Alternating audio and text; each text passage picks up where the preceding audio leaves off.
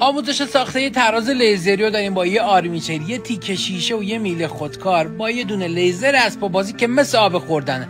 پشت آینه رو چسب میزنیم، آرمیچر رو بهش میچسبونیم، یه تیکه چوب میاریم که پایه ترازمون رو شکل بده. این قسمت هم که یه کلید پاور به علاوه یه دستگاهی که باتری رو بتونیم داخلش بذاریم و ازش استفاده کنیم.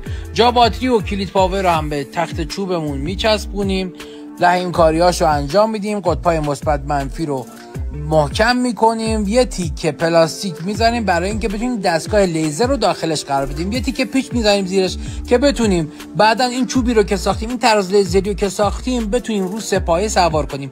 لیزر رو میذاریم رو دستگاهمون، ترازم کنارش میذاریم که تراز باشه. الان هم لیزر رو روشن میکنیم هم آرمیچر رو. به همین سادگی تراز لیزری با کیفیت ساختی. به کوب لایک و به افتخار خودت بفرست برای دوستات. رو هر زاویه هم که دلت خواست میتونی خط رو بندازی.